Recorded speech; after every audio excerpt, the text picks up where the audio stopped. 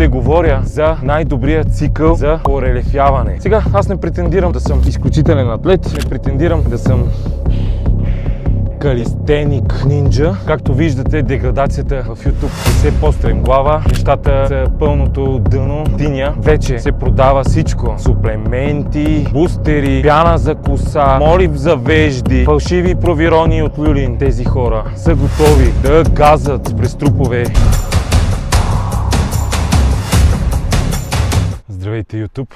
16 април сме, а се усеща до 16 юли. Деградацията в YouTube е все по-стремглава. Нещата са пълното дъно. Тиня. Защо го казвам това нещо? Казвам го във връзка с това, че вече качвам доста по-рядко. На 2, дори на 3 седмици. Съжалявам, но не мога просто да пусна камерата и да показвам как бутам количка, как се ръв в тоалетната, да се излагам, да се циркосвам. Желая всеки път, когато пусна камерата, да ви давам стойностна информация. И днес ще направя точно това нещо отделно и ще направим малко набирания, малко лицеви опори, защото времето е перфектно за лостове, перфектно е за тренировки на открито. За да си спортувате, нямате нужда от фитнес, нямате нужда от зали.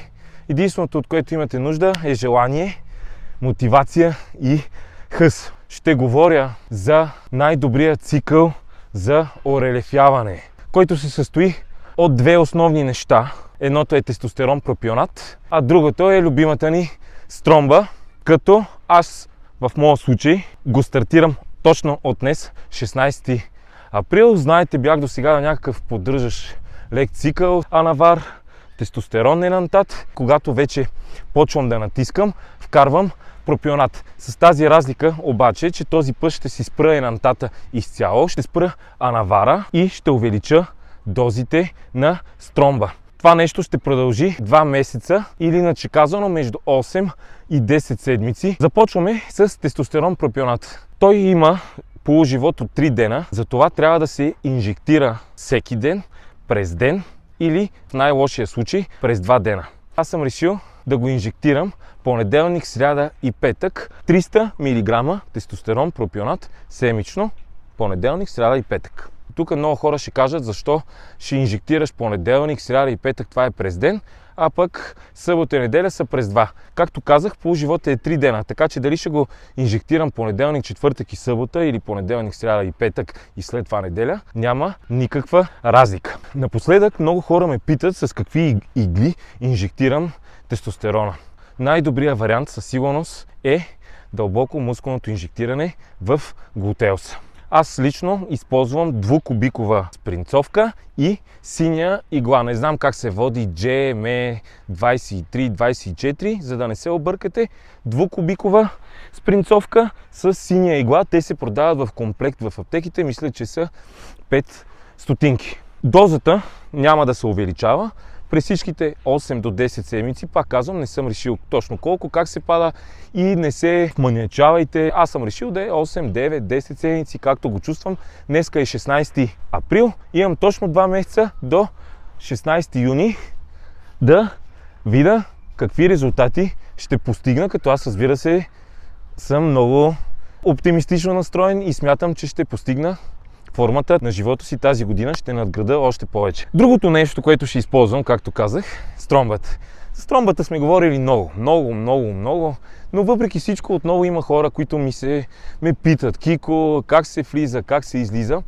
И сега ще ви кажа аз какво ще направя. Ще използвам 4 хапчета стромба на ден, 40 мг. Това на седмична база, 4 по 7 е 280 мг стромба. И като сложите и 300 мг пропионат, реално ще имам 580 мг активни вещества в тялото. Стромбата има едно свойство да изхвърля водата. Затова трябва да бъдете изключително внимателни как тренирате, когато правите цикъла с пропионат и с стромба. Не е добра идея да не сте хубаво разгряли, не е добра идея да сте дехидратирани, не е добра идея да вдигате тежко. Ако сте от по-чувствителните индивиди, може да си взимате кетотифен. Първо ще сте по-спокойни, ще спите хубаво, а това е изключително важно, защото каквито и хапчета и каквито инжекции да си биете, ако нямате хубав сън, все едно нямате нищо. Едно хапче кетотифен и стромбата ще ви действа по-добре. Пропионат ще го слагам преди обяд между 11 и 12 часа, дълбоко мускулно в глутеуса. Да ви кажа, аз нямам никакви, и като казвам никакви, нямам никакви абцеси. Имате ли абцес? Значи нещо не правите както трябва или сте попаднали на замърсен продукт. Как ще пия стромбата? Както знаете, стромбата има 12 часа полуживот. Само че аз открих, че за мене по-добре ми действа, ако последните хапчета ги изпивам в 6 часа вечерта. И на другия ден, дори да са минали 13-14 часа, дори и 15, аз не се вманячавам в това нещо. Сутрин, когато ставам, изпивам 2 хапчета. След кардиото в 1, в 2 изпивам още едно и вечерта още едно. Разбира се, има варианти, в които ще дигна хапчетата, защото стромбата до 6 хапчета, ако е истинска, тя не проявява абсолютно никакви странични ефекти, така че не изключвам вариант, в който да увелича дозите дори до 50, а може би и 60 мг, но това нещо ще го преценя в зависимост от това какви са постигнатите резултати. Нещата, които казах, са доста общи и обобщени. Всеки случай е частен, затова съм го казал и 1000 пъти. Нещата са доста комплицирани и в зависимост от здравен статус, физически статус, житейски статус, защото не всичко е мускули, не всичко е хапчета, изпринцовки и химия. Живота има и други аспекти. Сега ще отидем към лостовете да ви покажа правилното изпълнение на набиранията. Също така ще ви покажа и правилните изпълнения на лицевите опори. Време е наистина малко и да поспортуваме. При набиранията, общо прието, че правилно набиране е когато си разпънал лактите и когато лоста премине през брадичката. Стриктно правилно набиране е това нещо. Така. Но също така и това е правилно набиране. Това също е правилно набиране.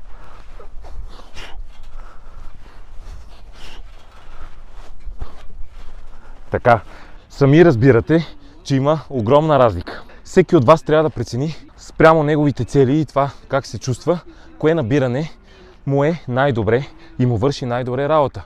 Също така знаете, че има и едни по-специфични набирания, които също се водят правилни, кросфитърските, които са като гмуркане.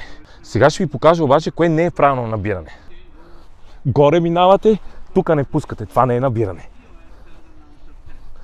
Това не е набиране. След като показах набиранията, сега аз не претендирам да съм изключителен атлет, не претендирам да съм калиестеник, нинджа. Там да се гърча като червейче и да ми треперят ръцете, краката. Така, сега за лицевите. Тук също приетия стандарт е долу заключено, горе, долу, пипа, гърди. Така. 1. Това е правилно изпълнение. 2.